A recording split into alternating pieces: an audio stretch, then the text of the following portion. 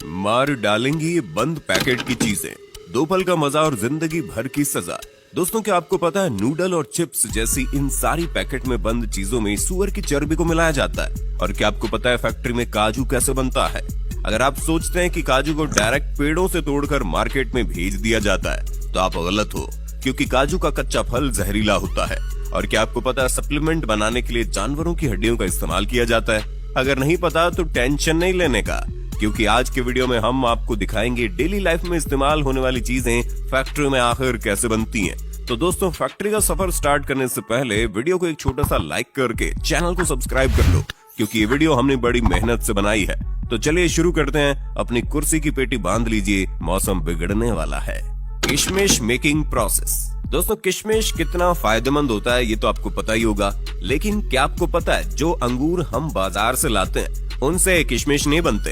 अगर आप उन अंगूर से किशमिश बनाने की कोशिश करोगे तो अंगूर ऐसे ही खराब हो जाएंगे। दोस्तों, भारत में अर्कावती और सुल्ताना इन्हीं दो अंगूर की किस्मों से किशमिश बनाई जाती है। तो दोस्तों, किशमिश बनाने के लिए सबसे पहले इन अंगूरों की खेती की जाती है, और जब ये सारे अंगूर पक जाते हैं तब बारी आती है इनकी हार्वेस्टिंग की, जिसके लिए वर्कर सभी अंगूरों के गुच्छों को तोड़ तोड़ कर कैरेट में भरते जाते हैं, जिसके बाद इन्हें गाड़ी पर लोड करके प्रोसेसिंग एरिया में लाया जाता है। और फिर इन अंगूरों से भरे कैरेट को बारी बारी से इथाइल ओलिएट और पोटेशियम कार्बोनेट के मिक्सचर में डुबोकर 3 से 5 मिनट तक छोड़ दिया जाता है। ऐसा करने से अंगूरों के सारे बैक्टीरिया और फंगस नष्ट हो जाते हैं, और इन केमिकल की वजह से अंगूरों की सूखने की प्रोसेस भी काफी तेज हो जाती है और ये सड़ते भी नहीं है।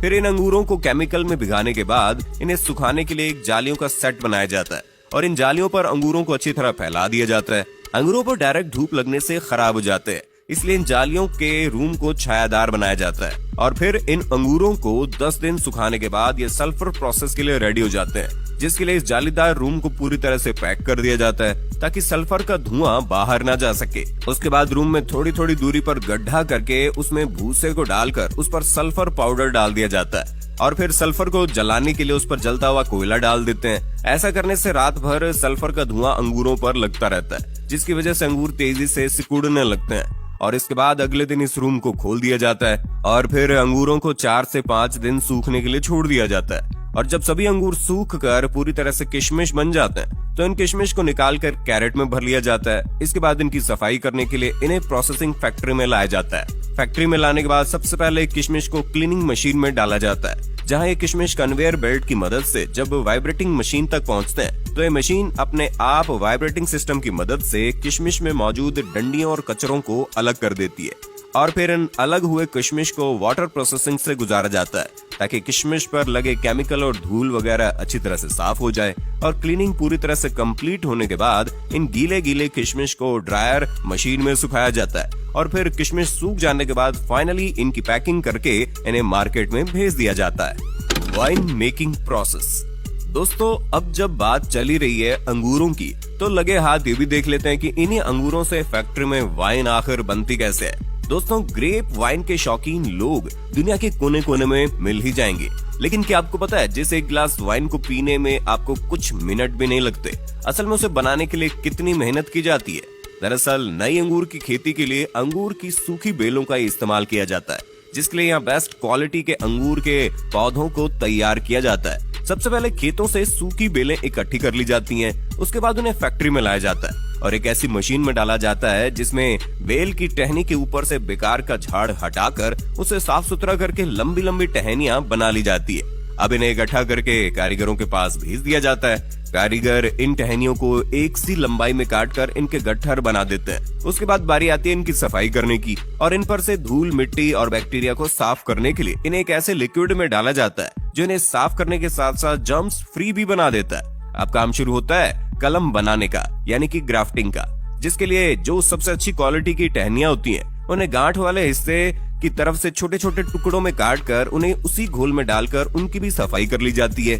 उसके बाद एक मशीन की मदद से जिन टहनियों के गट्ठर बनाए थे उन्हें छोटे गांठ वाले टुकड़ों के साथ जोड़कर उनकी ग्राफ्टिंग की जाती है, जिसके लिए खास मशीन का इस्तेमाल किया जाता है। इस मशीन के ऊपर छोटे टुकड़े को फंसाया जाता है और नीचे लंबे टुकड़ों को रखा जाता है, जिसके बाद ये मशीन उस छोटे टुकड़े को लंबे टुकड़ों में फिक्स कर देती है और अब कलम बनकर तैयार हो चुकी है। अब इनमें नमी को बनाए रखने के लिए इन्हें सबसे पहले मोम के घोल में डाला जाता है उसके बाद इन्हें इकट्ठा करके एक बॉक्स में डालकर ऊपर से लकड़ी का बुरादा डाल दिया जाता है। उसके बाद इनकी तराई की जाती है और महज 15 से 20 दिनों बाद जब इनमें अंकुर फूट जाते हैं और इनकी जड़ें निकल जाती है तो इन्हें उस बॉक्स में से निकालकर खेतों में रुपाई के लिए भेज दिया जाता है, जहाँ पर इनकी बेहतरीन देखभाल की जाती है और एक उम्दा किस्म की वाइन के लिए अंगूरों की फसल तैयार की जाती है। जब ये फसल पूरी तरह से तैयार हो जाती है तो प्रोसेस शुरू होता है वाइन बनाने का। इसके लिए सबसे पहले पके हुए काले अंगूरों को बेलों से तोड़कर इकट्ठा किया जाता है, फिर उन्हें फैक्ट्री में लाकर अच्छे से पानी से धोकर क्रशिंग मशीन में डाल दिया जाता है, जहाँ से शुरू होता है वाइन बनना। क्रशिंग मशीन में जो मिश्रण तैयार होता है उसमें अंगूर के छिलके और रस दोनों ही मिला हुआ होता है। अब जरूरत है इसमें यीस्ट और न्यूट्रिएंट्स मिलाने की।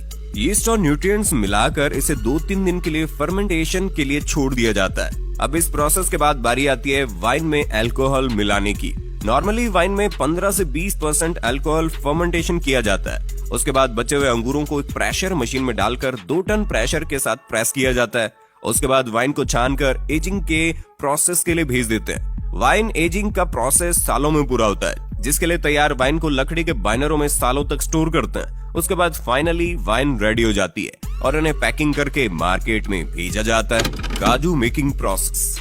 दोस्तों, बच्चे हो या बड़े हो, काजू तो हर किसी को पसंद होता है, लेकिन क्या आपको पता है काजू कैसे बनता है? और अगर आपको ऐसा लगता है कि काजू को पेड़ों से तोड़कर डायरेक्ट मार्केट में भेज दिया जाता है तो आप गलत हो, क्योंकि काजू का कच्चा फल जहरीला होता है, इसलिए इसे प्रोसेस किए बगैर मार्केट में बेचा नहीं जा सकता। दोस्तों, काजू के फलों को कैशू एप्पल कहते हैं, जिसके निचले हिस्से में काजू का बीज होता है और इसी बीज के अंदर काजू होता है और इसके ऊपर वाले हिस्से से शराब बनाई जाती है।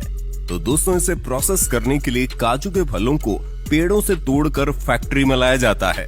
फैक्ट्री में सबसे पहले काजू के फलों से काजू के बीजों को अलग किया जाता है और फिर इन बीजों को 3 से 4 दिन तक धूप में सुखाया जाता है। उसके बाद इन सूखे हुए काजू के बीजों को हाई टेम्परेचर स्टीम के जरिए बॉईल किया जाता है। ऐसा करना जरूरी होता है क्योंकि इसके अंदर जहरीला केमिकल होता है जो कि बहुत ही खतरनाक है, स्किन को खराब कर देता है, पूरी तरह से स्किन को जला देता है। और फिर बॉईल करने के बाद काजू के ऊपरी कवर को निकाला जाता है, जिसके लिए मशीनों की मदद ली जाती है, क्योंकि काजू का ऊपरी कवर बहुत हार्ड होता है। उसके ऊपरी कवर को निकालने के बाद काजू के ऊपर एक पतला छिलका मौजूद होता है, जिसे निकालने से पहले इनकी रोस्टिंग की जाती है, क्योंकि कच्चे काजू को पकाना भी जरूरी होते हैं और ऐसा करने से इनमें मौजूद चिपचिपा लिक्विड भी उड़ जाता है। और फिर रोस्टिंग के बाद काजू का पतला छिलका भी निकाल दिया जाता है और फाइनली काजू की सफाई और छटाई करके इन्हें पैक कर दिया जाता है। साबुन मेकिंग प्रोसेस। दोस्तों, साबुन का इस्तेमाल तो हर कोई करता है, लेकिन किसी को ये नहीं पता होता कि आखिर फैक्ट्री में साबुन बनता कैसे है। देखिए दोस्तों, साबुन बनाने के लिए सबसे पहले एक बड़े से टैंक में कास्टिक सोडा के साथ एनिमल फैट को मिलाया जाता है और फिर इसमें पानी मिलाकर 15 से 20 मिनट तक उबाला जाता है। उसके बाद इस लिक्विड को छोटे छोटे छेदों के जरिए काफी प्रेशर के साथ कन्वेयर बेल्ट पर छोड़ा जाता है। इस प्रेशर की वजह से कन्वेयर बेल्ट पर जाते ही ये लिक्विड सख्त होने लगता है। उसके बाद इस मिक्सचर को 2 रोलर के बीच से गुजारा जाता है, जहां से मिक्सचर पतली पतली रिबन के शेप में बाहर निकलता है और अब इन पतले पतले रिबन को ग्राइंडर में डालकर छोटे छोटे टुकड़ों में काट लिया जाता है और फिर उसे दूसरे कंटेनर में डालकर कंपनी वाले अपने प्रोडक्ट के हिसाब से उसमें कलर और खुशबू के लिए फ्रेग्रेंस ऑयल मिलाते हैं। उसके बाद उसे अच्छी तरह मिक्स करके एक बड़े से सांचे में कंप्रेस किया जाता है, जिससे साबुन की लंबी लंबी बट्टी बाहर निकलने लगती है और फिर एक कटर मशीन इन साबुन की लंबी लंबी बट्टियों को छोटे छोटे हिस्सों में काट देती है। उसके बाद कंपनियां अपनी अपनी कंपनी के हिसाब से साबुन पर ब्रांडिंग करके उन्हें पैक कर देते हैं। Polyester cloth making. चलिए जानते हैं खराब प्लास्टिक से फैक्ट्री में कपड़ा आखिर बनता कैसे। देखिए दोस्तों, खराब प्लास्टिक से कपड़ा बनाने के लिए सबसे पहले दुनिया भर से बहुत सारा खराब प्लास्टिक का मटेरियल फैक्ट्री में मंगवाया जाता है। उसके बाद इन सारे खराब प्लास्टिक के मटेरियल को कन्वेयर बेल्ट पर डालकर बहुत ज्यादा खराब प्लास्टिक को अलग कर दिया जाता है और फिर इन खराब प्लास्टिक के मटेरियल को एक क्रशर मशीन में डालकर क्रश किया जाता है। इसके बाद इस बारीक प्लास्टिक को गरम गरम पानी में डालकर उबाला जाता है और जब ये प्लास्टिक बिल्कुल साफ हो जाती है तो एक छलनी की मदद से इन ऑफ प्लास्टिक को छानकर बाहर निकाल लिया जाता है, जिसके बाद इन प्लास्टिक को एक रोटेटिंग मशीन में डालकर ड्राई कर लिया जाता है और फिर इस ड्राई प्लास्टिक के पाउडर को इस मशीन में डाला जाता है, जहां ये प्लास्टिक का पाउडर हाई टेम्परेचर से गुजरते हुए प्लास्टिक के लंबे लंबे थ्रेड की शेप में बाहर निकलता है। इसके बाद इसे हीट करके फाइबर बना लिया जाता है। ये फाइबर रुई के शेप में होता है, जिसके बाद इसे रुई से धागा बनाया जाता है और धागे से कपड़े कैसे बनते हैं ये तो आपको पता ही होगा। Supplement making process. दोस्तों आजकल का दौर सप्लीमेंट का दौर है। आजकल की भाग दौड़ भरी जिंदगी में हर कोई सप्लीमेंट का इस्तेमाल करता है और हर एक व्यक्ति जो जिम करता है वो भी सप्लीमेंट का इस्तेमाल जरूर करता है। लेकिन क्या कभी आपने सोचा है सप्लीमेंट फैक्ट्री में आखिर बनते कैसे हैं? तो हम आपको बता दें, जितने भी सप्लीमेंट आपको बड़ी तेजी के साथ फुलाकर तगड़ा बनाते हैं ना, उन सभी सप्लीमेंट में ज्यादातर जानवरों की हड्डियों का इस्तेमाल किया जाता है, जिसके लिए जानवरों की हड्डियों को क्रश करके उनका पाउडर बनाया जाता है। लेकिन दोस्तों हर कोई सप्लीमेंट जानवरों की हड्डियों से नहीं बनता। जैसे कि वे प्रोटीन दूध से बनता है, तो दोस्तों वे प्रोटीन बनाने के लिए सबसे पहले बेस्ट क्वालिटी का गाय का दूध काफी बड़े पैमाने पर फैक्ट्री में मंगवाया जाता है। उसके बाद इस दूध में एंजाइम्स मिलाकर प्रोसेस किया जाता है, जिससे दही और लिक्विड वे अलग अलग हो जाते हैं और फिर इस लिक्विड को 145 डिग्री पर गर्म करके तुरंत 4 से 5 डिग्री पर ठंडा कर लिया जाता है। इस प्रोसेस को पास्चराइजेशन कहते हैं। ऐसा करने से इसमें मौजूद सभी बैक्टीरिया नष्ट हो जाते हैं। उसके बाद माइक्रो फिल्ट्रेशन और आयन एक्सचेंज की मदद से वे में मौजूद फैट और लैक्टोज को बाहर निकाल दिया जाता है। इसके बाद जो बचता है वो क्लियर वे प्रोटीन होता है, लेकिन अभी तक ये लिक्विड फॉर्म में, इसलिए इसे एक ड्रायर में डाल दिया जाता है। ड्रायर में लगी हॉट एंड कोल्ड एयर इसका पानी सुखाकर इसे पाउडर बना देती है, जिसके बाद हमें मिलता है 90% वे आइसोलेट पाउडर। अब बारी आती है इनकी टेस्टिंग की, और टेस्टिंग में पास होने के बाद इनमें फ्लेवर ऐड किया जाता है। इसके बाद इन पाउडर को डिब्बों में भर के ढक्कन लगा दिया जाता है और फिर अलग अलग कंपनियां अपने अपनी कंपनी के हिसाब से लेबल और डिटेल्स लगाकर इन डिब्बों को पैकिंग करके मार्केट में भेज देती है। Chips noodles making. दोस्तों नूडल्स, मैगी, लेज, चिप्स जैसी कई सारी चीजों को बनाने के लिए सुअर की चर्बी का इस्तेमाल किया जाता है। अगर आप इन पैकेट में बंद चीजों को देखेंगे तो इस पर आपको MSG लिखा मिलेगा, जिसका मतलब होता है मोनोसोडियम ग्लूटामेट। दोस्तों ये MSG सुअर की चर्बी से बनता है। जब ये बात तेजी से फैलने लगी तो कई सारे देशों ने MSG को बैन कर दिया, लेकिन उसके बाद ये चालाक कंपनियां MSG की जगह E631 नाम का इस्तेमाल करने लगी। आज कई सारी कंपनी E631 के नाम पर हमें सुअर की चर्बी खिला रही है। तो दोस्तों किसी भी चीज को खाने से पहले आपको पैकेट अच्छी तरह से चेक कर लेना चाहिए। और अगर आज के वीडियो में दी गई ये सारी जानकारी आपको अच्छी लगी हो तो वीडियो को लाइक करके चैनल को सब्सक्राइब कर लीजिए और इस वीडियो को अपनी फैमिली में, अपने दोस्तों में ज्यादा से ज्यादा शेयर करें ताकि जानकारी हर किसी को मिल जाए।